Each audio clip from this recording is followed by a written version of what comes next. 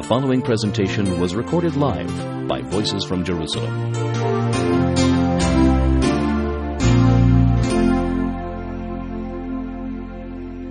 Talk a little bit more about false messiahs and the reaction to them, because it bears a lot of relevance to the topic we're going to talk about today, which is primarily the issue of the Chassidim and the Misnagdim, the Hasidic movement, which definitely is an outgrowth of this whole period of time. So we talked about Shabtai Tzvi, right? He got a significant percentage of the Jewish world into believing he's the Messiah. And I mentioned that, of course, eventually he converts to Islam, and he dies in exile in Turkey. And he has a following all the way up until this century, by the way. And what's more important is he fades away, but the impact of what he does, he especially and other false messiahs of the period, has a big counter-influence, meaning there's a big reaction to him in the Jewish world. There's a Rabbi Tzvi Ashkenazi of Amsterdam, who's known as the Chacham Tzvi, and his son, who's Rabbi Yaakov Emden. If you study personalities of this period of time from the 17th century, he was one of the big opponents of mysticism and Shabtai Tzvi, and he has a big impact on how the Jewish community is going to react to this whole movement in the Jewish world. One of the people, by the way, who unfortunately falls victim to the counter-reaction of the religious world, meaning there's a big move against mysticism. Look where it led us to. False messianic expectation, false messiahs. Thousands of Jews are going to end up leaving Judaism because of it. They get into all this alternative sort of movements which end up going off completely, like followers of Shabtai Tzvi. One of the people who falls victim is someone who we all know very well today, Rabbi Moshe Chaim Luzzatto, the Ramchal, whose dates are 1707 to 1747, who actually comes to Israel and dies when he gets here. I say we know him well because he wrote a book which in its time, along with much of what he wrote, was very controversial. But in hindsight, we realize it's one of the great works of Musar. What's the book I'm talking about? Mesilat Yesharim, The Path of the Just, which today everyone learns.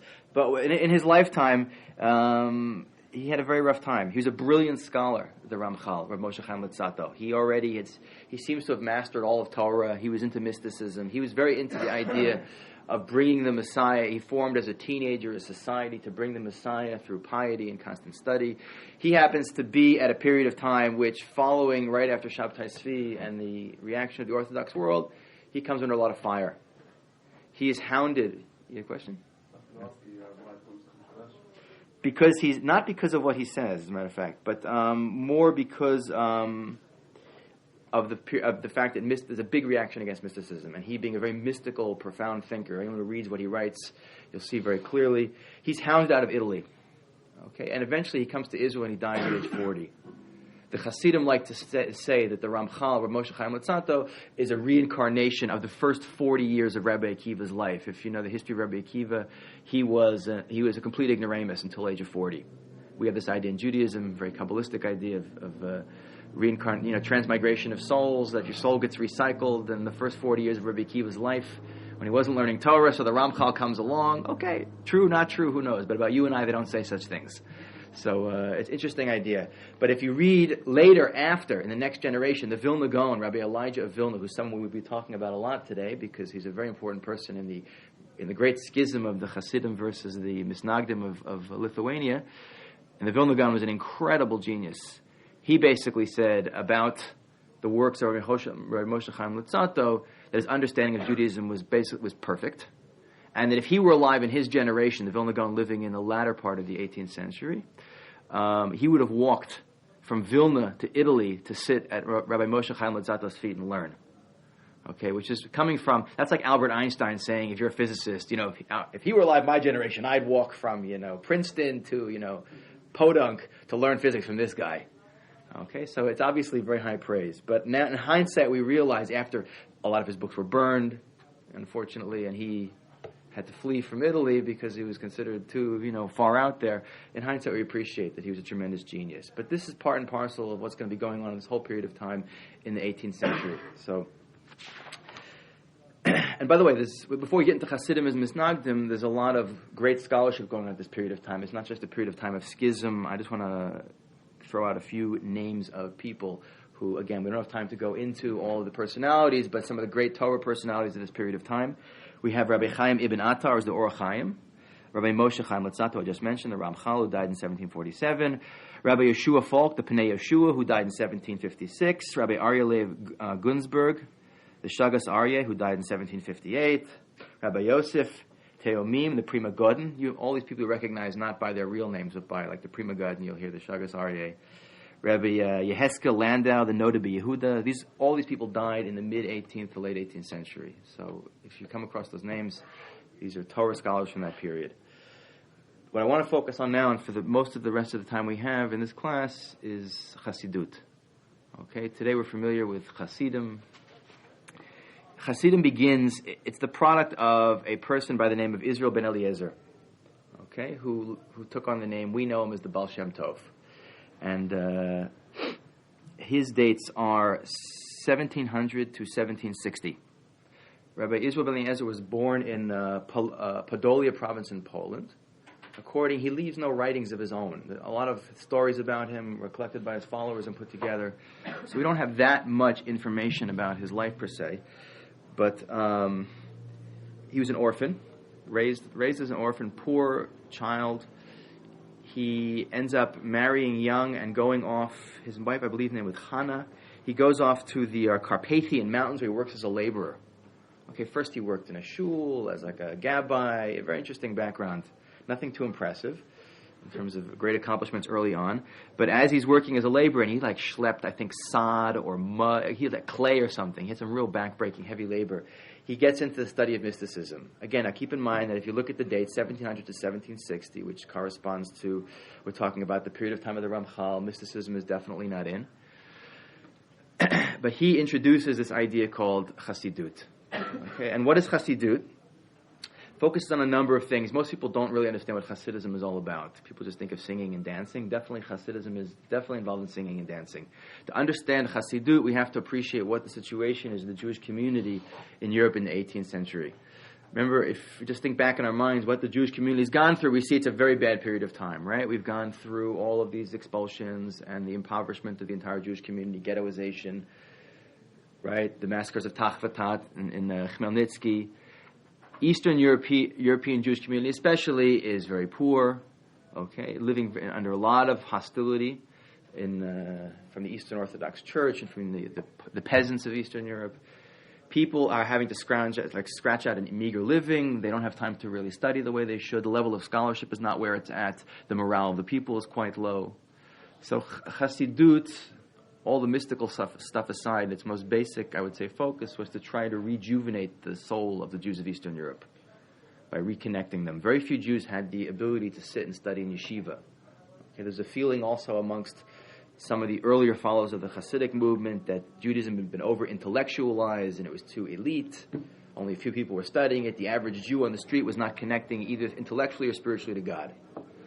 Okay, so he brings in this whole movement which emphasizes the idea of bringing God into all aspects of your life, joyous prayer and singing. Now, I think it's a mistake to say that Chassidut was like an attempt to throw learning out and get into singing and dancing instead. I think that is a gross oversimplification. If people want to read, by the way, a very interesting article on it, there's a great book, which I have, here's the cover of it, Great Schisms in Jewish History. It's edited by Raphael Jospe, Jospe, and Stanley M. Wagner. And in it is an article by, his name is Samuel Dresner. It's called Chassidim and Its Opponents. It's a very good article if you want to read in depth.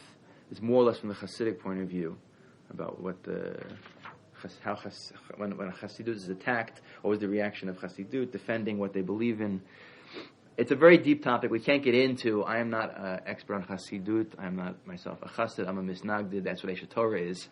I'm not anti-Chassidut, but it like Kabbalah is not a topic I feel qualified to go into a deep treatise on the different ideas. You're certainly welcome. There are plenty of people running around in the Jewish quarter, etc., who can explain it a lot better than I can because they are Chassidim.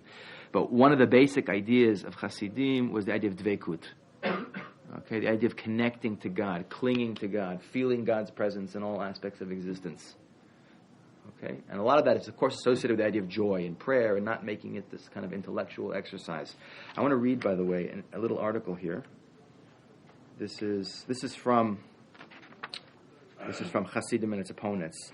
Martin Buber who is a great Jewish philosopher, he sums up very nicely. This is very intellectual sounding, but he sort of sums up the focus of what Chassidim is all about. Hasidut. He says, Judaism can be summed up in a single sentence. God can be beheld in each thing and reached through each pure deed. In the Hasidic teaching, the whole world is only a word out of the mouth of God. Nonetheless, the least thing in the world is worthy that through it God should reveal himself to man who truly seeks him. For no thing can exist without a divine spark, and each person can uncover and redeem this spark at each time and through each action. Even the most ordinary, if only he performs it in purity, wholly directed to God and concentrated in him. Therefore, it will not do to serve God only in isolated hours and with set words and gestures. One must serve God with one's whole life, with the whole of every day, with the whole of reality. The salvation of man does not lie in holding himself far removed from the worldly, but in consecrating it to holy, to divine meaning. His work and his food, his rest and his wanderings, the structure of his family and the structure of society.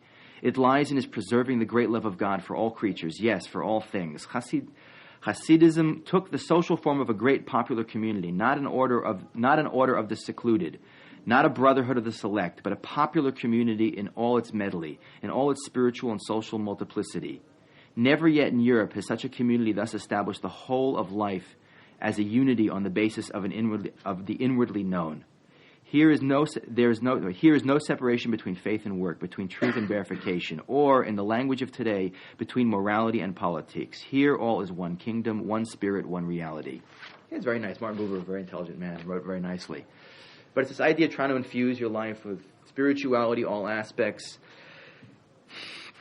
And when it comes out, it catches on very rapidly, especially in Eastern Europe, in Poland. Thousands and thousands of Jews are drawn into Chassidut. You know, we're talking about simple Jews, the Pintaliyid, as they call it, people who weren't big scholars mostly, living in very difficult situations. And it's not something that appears without opposition. Okay, a tremendous opposition is going to appear to the Hasidic movement.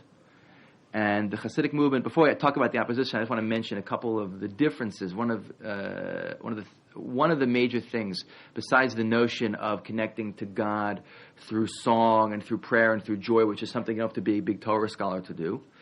One of the very big differences between Chassidut, and certainly one of the things that was found to be problematic and still is in the mind of many people, is also the notion of a Rebbe. The Baal Shem Tov himself, the Besht, is considered the perfect example of sort of a spiritual holy man. When he returns from the Carpathian Mountains, he starts wandering around from community to community teaching. He soon gets a reputation as a very pious man, a mystical healer. He gets a huge following.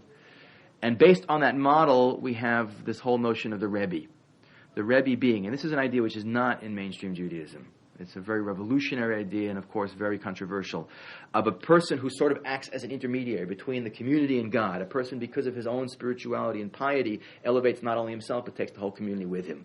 That's what you have today in the Hasidic world. If you're familiar with different dynasties, and it is very much a dynastic sort of leadership position, you have different Rebbes, and if you go ever into a Tish, you see the Rebbe, a Tish is on Friday night they'll do, where I live, the Karlin Rebbe, Karlin Stolen. The Rebbe lives in my community. I go to the Tish. On Friday night, after everyone eats, they come down with the Rebbe, and the Rebbe eats a piece of challah, and they pass it all around because the Rebbe blessed it. It's on a higher spiritual level. For us Misnagdim, it's a bit hard to relate to. Personally, I don't relate to it, but I can see why it's controversial. The notion of intermediaries in Judaism is not really. Judaism is you take responsibility direct to God. Okay, that's so it's not such an easy idea to accept. Yeah. And yet you can. You don't pray to the dead. Like you can pray through a great Tzaddikim. I read in a book that those who have died and gone before, it's like it's something you can pray to God and say, it's not on my merit, on their merit, or something. Okay, I don't want to get it. Praying, going to kvarot, to graves and praying is a very problematic thing in Judaism. You should know. It's very problematic. The main reason you're supposed to go to a funeral, a cemetery, is to get fear. You know, you're going to die and you're going to stand before God in judgment. And people used to do that on Erev Yom Kippur. The notion of taking these tours to different places like Tzfat and the Amuka, whatever. Okay, I don't want to get into it now. I don't like it personally. I think it is very problematic halachically. I'm just giving my personal opinion now. I find the whole notion of someone sort of being Yotzi connecting to God for you is somewhat of a cop-out. That's my personal view on it. I'm not attacking Hasidic movement at all here. I'm just saying, I understand why people see it as problematic. I don't want to go into who's right, who's wrong, whatever. Suffice to say, there are lots of Hasidic dynasties today, and the notion of a holy man is a very big thing. The tzaddik, the Rebbe. Some people take it to bigger extremes than the others, obviously, without mentioning names. And out of that has formed a whole bunch of different Hasidic dynasties. And there's a lot of personalities. We have, not to go into all the different names of people, but the Hasidic communities have basically, even though they moved around the world, just like the yeshivas in Babylon, they moved, but they took the names with them. Okay, so we have, if you look in Jerusalem today, you go to the Bible Belt, northern Jerusalem, you'll see there's Sanz and Belz and Satmar and Karlin Stolin. These are all names of communities, mostly in places like Poland and Romania.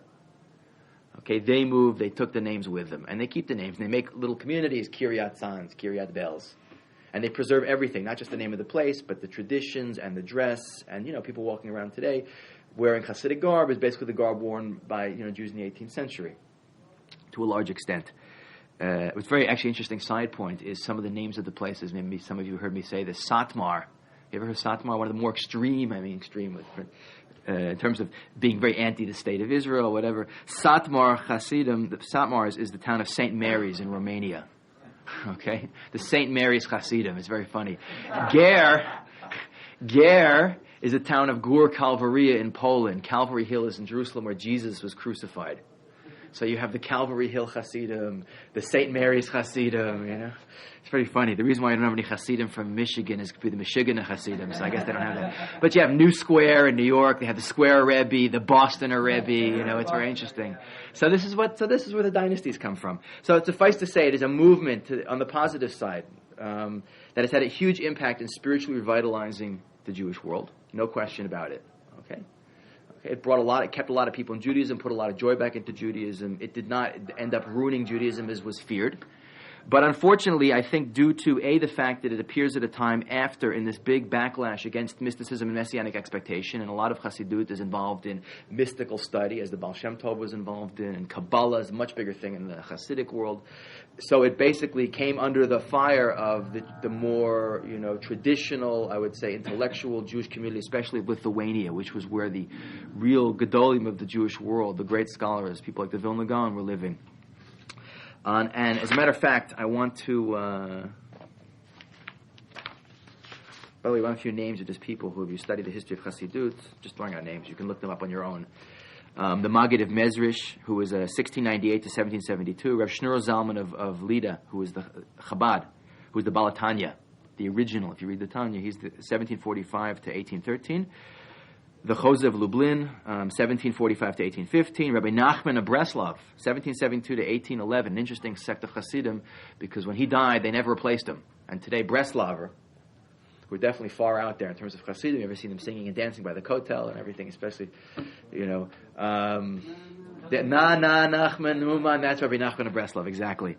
Rabbi Nachman Mendel of Kotz, the Kotzker Rebbe, 1787 to 1859. Many of these people are very significant personalities in the Jewish community of Europe in the 18th century. And there's a lot more people. There's all kinds of, you can go get art scrolls, they have all kinds of biographies of these different people, read about their lives and the things they did. It's a very interesting period of time in Jewish history. And some of these people are very fascinating personalities. Yeah. Was it the people? I understand that people wanted these Rebbes as possible intermediaries, but did the Rebbes actually accept those positions as intermediaries? Well, I don't know. The Rebbes accept the position, it sort of comes with the job description. It also evolves as an idea. So it's not a question, I become Rebbe if I sign the contract. I will be an intermediary for a community. It's expected. If you're a Rebbe, you have a higher position of holiness. Just as, a big Torah scholar is expected in a Jewish world today where the majority of Jews are not great scholars, he's expected to interpret the law and apply it because he's considered a higher authority in terms of halacha. So to a Rebbe, he's considered a higher authority in terms of spirituality. I don't know if I would generalize it. Every single Rebbe had X attitude. How different people related to the responsibility of being Rebbe, I honestly don't know. But the question is, I hate to use a secular analogy, but Charles Barkley once said, I am not a role model, and people expected that, his fans expected that he's Charles Barkley. I never asked. Well, the difference is between Charles Barkley, Lahavdil, and the Hasidic Rebbe is that Charles Barkley, his great accomplishment is in the area of basketball. Any religious Jew is supposed to be a role model to everyone, So it's an all-encompassing way of life that includes a whole moral, ethical component, which is not in basketball. It's a sad statement, not to attack modern society, but it's a sad statement that the great heroes of the world today are all either actors, musicians, or sports people. And if you look at the personal lives of most of these people, in my opinion, they're usually not good examples. It is the rare person in entertainment. Like, I personally have a lot of respect for Oprah Winfrey. I find that the one or two times I've actually seen her show, that she's actually teaching a message of morality and whatever, but I don't get into personalities now. But it's a big difference. I would say that is expected in the Jewish world traditionally. If you're in a position of leadership, whether it's halachically or as a Rebbe, you are expected to be a role model. Because as a Jew, you're expected to be a role model. So there's huge differences. I don't think you could begin to compare them.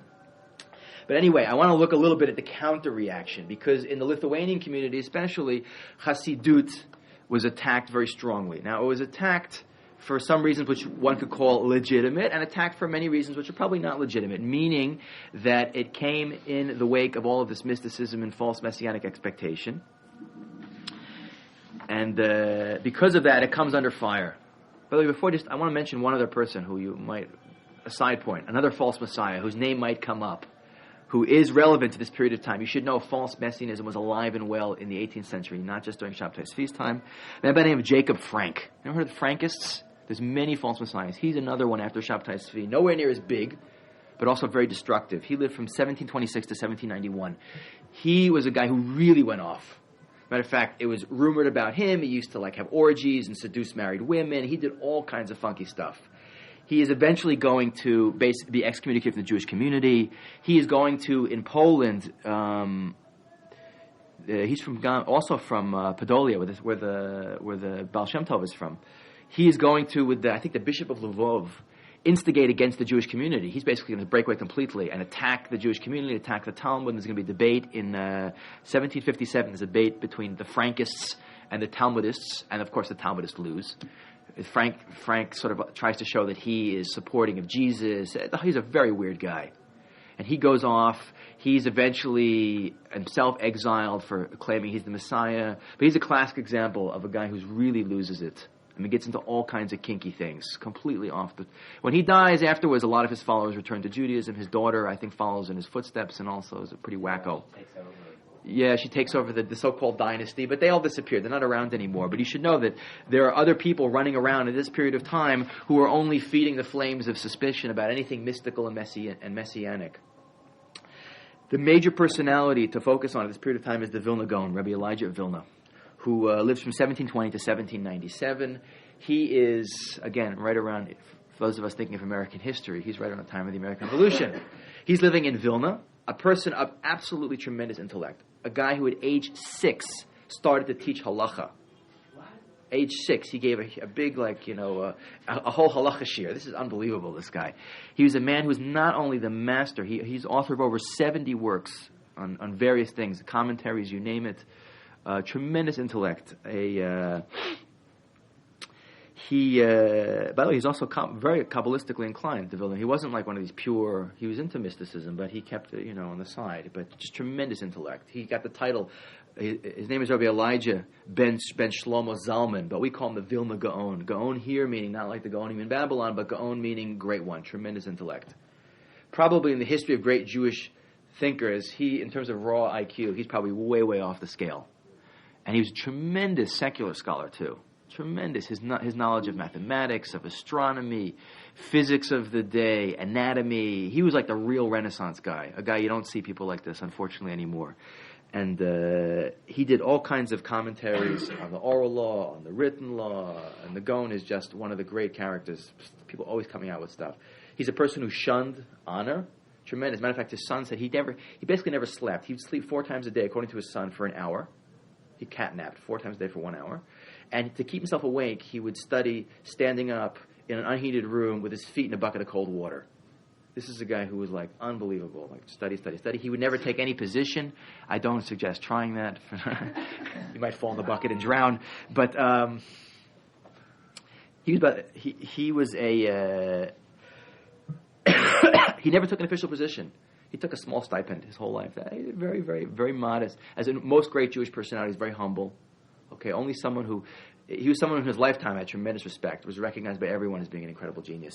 He actually tried to come to Israel towards the end of his life, he never made it. He turned back, and he never really explained why. He said it just wasn't in the cards. It wasn't meant to be. His students, however, will come back to Israel. When we talk about the reestablishment of the Jewish community in Israel, some of the earliest, the real beginnings of the Ashkenazi community in Jerusalem are going to be the followers of the Vilna Gaon.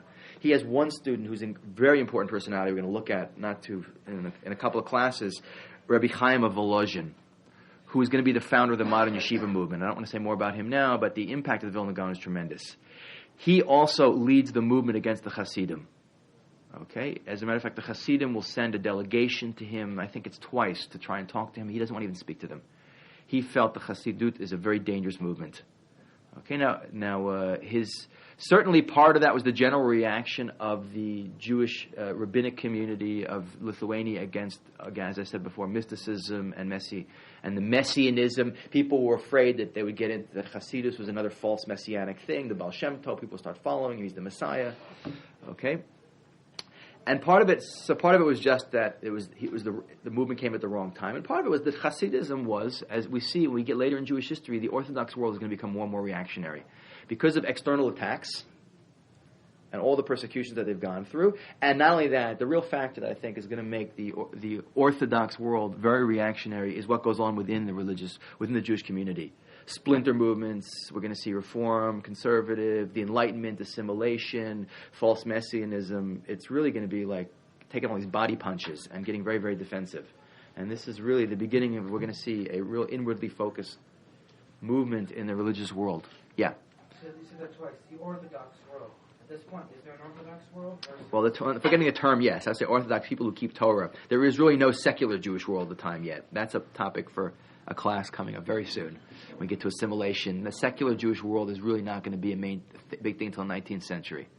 So, the Torah world, yeah. But I'm talking about specifically the leadership of the Torah world. Yeah. You said the Vilna Gaon recognized the genius of the Rabbi? Yeah, absolutely. So posthumously, he said. Isn't that contradictory? Because here was another guy. Because his writings were also based in mysticism, weren't they? The Vilna Gaon has nothing against mysticism. He was a person who knew Kabbalah and mysticism tremendously. It wasn't that the information, it was the feared impact of such people, that they would be considering themselves false messiahs, people would follow them, they would lead the people down a dangerous path. When the Vilna Gaon, of a tremendous intellect, looked at the works of the Ramchal and realized what tremendous genius they were, he gave them credit where credit was due. So it wasn't that... Did the Baal Shem Tov have similar works? The Baal Shem Tov didn't write anything. No, the Baal Shem Tov is not... No, it's not the same thing. It's not the same thing. We have writings about the Baal Shem Tov and stories, but he didn't write anything. He wasn't this big, The Ramchal was tremendously prolific. There's lots of his works that have never been published. I've seen handwritten copies of books of his that I've never seen in print. Copied by people at different periods of time. And a lot of his works are destroyed. We don't have them anymore. But the Vilna Gaon is going to lead the movement against Chassidut, which is called the Misnagdim, which means to be against. And eventually, in 1772, they are going to excommunicate the Chassidim. And the Chassidim are going to send people to try and talk to the Vilna Gaon, and he is not going to even speak to them. He was very strongly against. And it's obvious that a guy like the Vilna Gaon, who's a tremendous genius, he had what to be afraid of. He's not just being paranoid here. There's obviously things in Chassidut which were potentially dangerous to the future of the Jewish community. And he felt that we have to stop it. Now, in the end, of course, we see that all's well that ends well. There was no big schism. We don't have two separate religious worlds. More or less, the two communities are still Hasidic communities, but there's an ultra-Orthodox world, which is by no means monolithic, but which is unified in that we keep the same Torah, we have different customs, but it didn't cause a tremendous split and big problems. The big fear, I think, of when you read what these people say, and I'm going to read you a letter, the rabbinic leaders of Vilna, April 1772, their big fear was the de-intellectualization of Torah, singing and dancing is not what Judaism is about. It's about study. It's about synthesizing, the heart and the mind together in a logical way. The Vilna Gaon, I would say the best way to summarize his view of the world is that true religion was demonstrated by harmony between the heart and the mind, and not too much heart there. Too much singing and dancing is dangerous. And I want to read, this is from The Jews in the Modern World, that book, it's in your bibliography, the best book in terms of primary sources on everything related to modern Jewish history. This is excommunication of the Chassidim. Our brethren, sons of Israel, says this manifesto, as you know, new people have appeared, unimagined by our forefathers, who have formed a sect of Chashudim. They're making a play on words. Chashud means to be suspect, instead of saying Chassidim. Okay? And they associate amongst themselves, and their ways are different from other children of Israel in their liturgy, meaning they're changing the prayers. Okay? And in their recitation of the 18 benedictions, they roar in abominable words and in vernacular Yiddish. Okay? And they behave in crazed manners and say that their thoughts wander in all worlds. And they belittle the study of Torah and repeatedly claim that one should not study much, but nor deeply regret one's transgressions. Every day is a festival for them, and while standing during their false prayers, voice sounds that are different, and there is a loud commotion in the town, and they behave like the vision of the wheels, upside down and bottoms up. The note meaning some of them would actually stand on their heads to pray. We had people doing very funky things then. This is just the tip of the iceberg, one of their 1,000 despicable ways, as the above Chashudim have admitted to us, and praise God that their crime was revealed by heaven amongst us, that they themselves confessed following a thorough investigation. Therefore we have come to inform our brethren, children of Israel from near and far. All leaders of our people must wear the mantle of zealotry for the Lord of hosts, to destroy and expunge, and to sound to them the voice of excommunication and banishment. And with God's help, we have already uprooted their evil belief from among us. And just as we have uprooted it here, may it be uprooted everywhere, and through they entreat you not to believe them. For the 7 abominations are in their hearts. Until they themselves repent completely, they must be divided and dispersed, such that 2 heretics should not be found together, because 2 of the same breed are prohibited from everything, and it befits the world to separate them. It is heavy stuff. Look at the language; it's unbelievable. It sounds like they're like Satan worshippers, you know. But you have to understand, they were doing some funky things. The early Hasidim, a lot of singing and dancing, and it was very, very, controversial and different at the time. Okay, I'm not going to debate who's right and who's wrong. In the end, we see that I believe the descendants of the Baal Shem Tov ended up marrying the descendants of the Vilna Gaon. Okay, as I see today, the Chassidim, they study Talmud, they have yeshivas. The Misnagdim have gotten a little more spiritual. You even have davening Rav Shlomo minions now. So the Jewish world is definitely more colorful and diverse because of this. And in hindsight, we see it did certainly revitalize to a large extent the Eastern European community, which was in a very bad way spiritually, and brought a lot of people back to Judaism who could well have been lost because they did not have the time to study the way they should. And probably the pressure brought by the Misnagdim against the Chassidim acted as a break from keeping them going too far. Without that, who knows? They could have gone off and created another religion, and we would have had something funky going on that wasn't Judaism anymore. Don't know. Can't. What ifs in history you can't speculate on. Okay, so that's the Chassidim, Misnagdim. You can look at those sources for more information. Before we go further, I want to just jump out of Jewish history for a minute and talk for the last few minutes about the Protestant Reformation, okay? Because it's very important to the Jewish communities of Europe. Protestant Reformation, remember, Jewish history does not happen in a vacuum, and we have to always keep in mind, we're going back in time now, but we have to always keep in mind that the external things going on in the secular world, to the Western world, to the Gentile world, always have big impact on the Jews. We talked about the Catholic Church earlier, about how after the decline of the Roman Empire, it becomes the great feudal player in the economic social system of Europe. The Church being an all-powerful entity, Innocent III in the 12th century, owning more land in France and Germany than nobility owned. Okay, the Church is going to become more and more powerful politically, even militarily. By the Renaissance, the Church is a very powerful entity. Okay, in terms of still today, as I say, it's the world's largest multinational, over 1 billion stockholders. It owns more land in Manhattan than any other institution. Columbia University is number 2, by the way. But we're talking about a very powerful institution, and an institution which by no means practiced what it preached. The most dangerous book to the Catholic Church was the Bible. Okay, I kid you not that it was actually, in countries in Europe, the Bible was only in Latin, which couldn't be understood by the common person anyway, and could not be read publicly, because God forbid Catholic simple people should start hearing what the Bible says. They'll realize that the most hypocritical institution on the planet Earth is the Church itself, which does not practice what it preaches, is totally into materialism and into decadence. Okay, contains the only, besides the Jewish community, literate people who, of course, their major occupation was copying texts and then not letting anyone have access to them. So we're talking about a very closed society, one that practiced censorship and inquisition and became incredibly decadent and materialistic in and of itself. And just as power corrupts, and absolute power corrupts absolutely, the Church itself becomes incredibly materialistic and decadent. And if you read, I can't begin to go into the topic, which is a fascinating one, but you see how hypocritical the church becomes. By the 14th century, by the way, the papacy was basically an institution that was bought. And it splits. In the 14th century, you have two popes. You have a pope in Avignon in France and a pope in Rome. That's how bad it got. As a matter of fact, if you read Boccaccio, one of the early 14th century, I believe, one of the earliest writers of Italian fiction, he wrote a book called The Cameron, which is a fascinating. You want to read early literature, you got to read Chaucer's Canterbury Tales. These are all about the same period of time. Boccaccio. This is all Renaissance, early Renaissance literature. First fiction you see.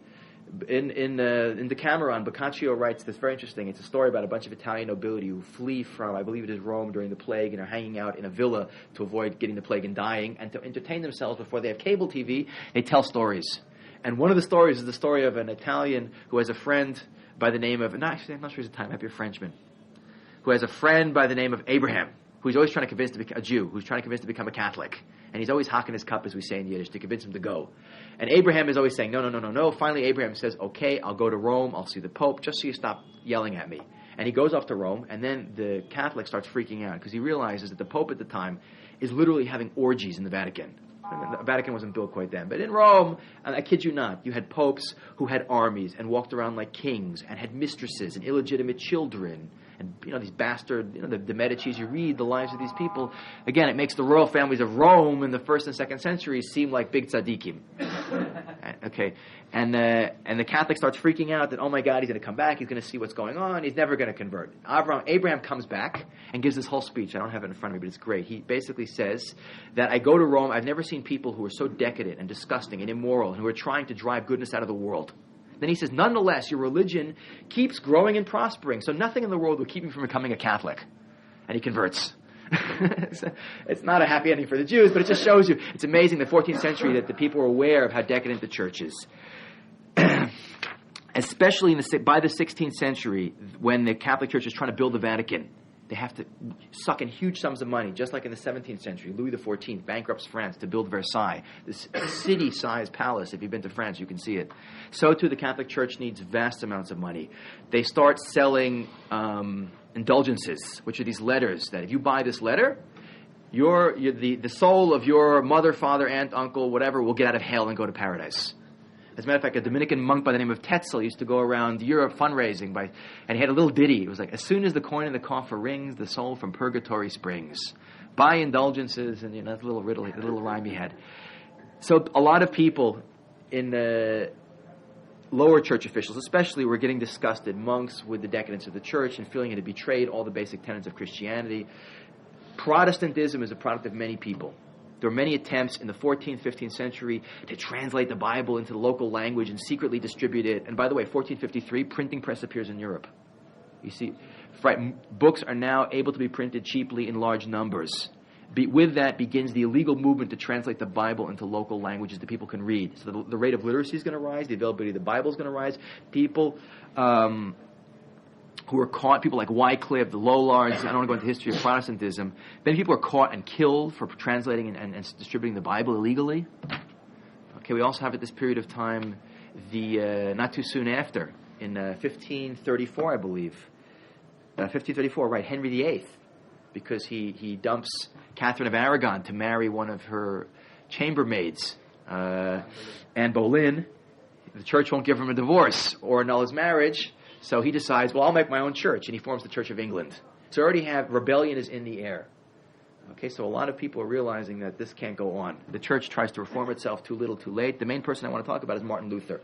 Martin Luther, who was an Augustinian friar, disgusted with the decadence of the church, in 1517, puts a letter on the door of the castle church in Wittenberg with the 94 Theses, protesting, which is the word where Protestant comes from, protestia, against the decadence of the church. The church demands that he recant. He does not. He splits from the church and forms his own religion, an offshoot of mainstream Latin Christianity called Protestantism, which gets a lot of backing very soon by the nobility, especially of Northern Europe, who are more than happy to throw the Catholic Church out of their land so they can get all the money.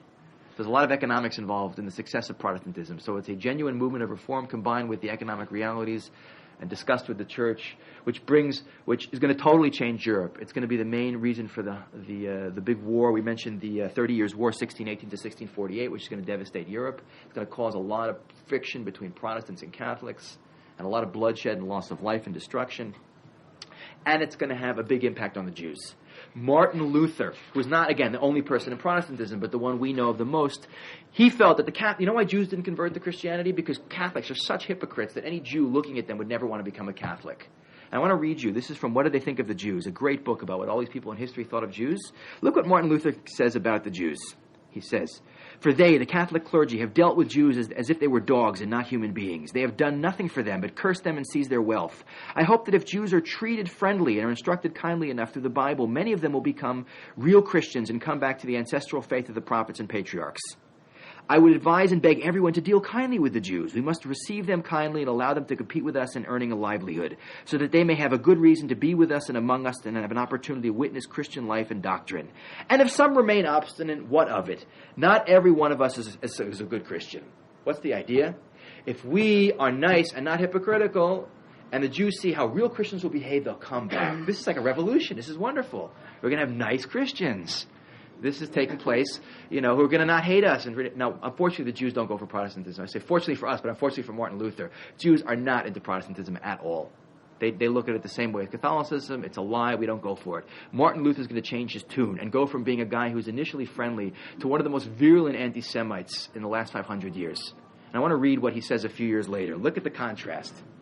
"What shall we do with this damned, rejected race of Jews? Since they live among us, and we know about their lying and blasphemy and cursing. We cannot tolerate them, even if we do not wish to share their lives, curses, and blasphemy. Perhaps we can spare a few of them from the fire and flames. Let me give you my honest advice." This is like Pirkei Avot for the Protestants. "First, their synagogues or churches should be set on fire. Secondly, their homes should likewise be broken down and destroyed.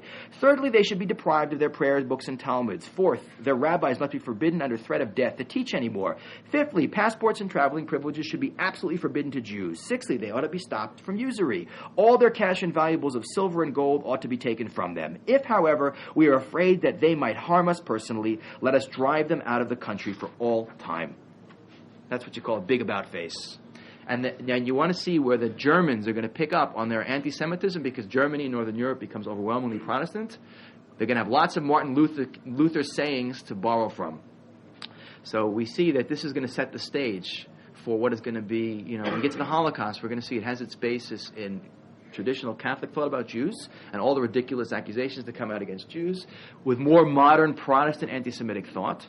Now, definitely the Protestant Reformation on the good side is going to break the monopoly of the Catholic Church. It comes, as all things in hindsight, at a period of time when Europe is going through very rapid changes. This is the border between the end of the Renaissance and the beginning of the Enlightenment, which is the period of time I want to talk about tomorrow.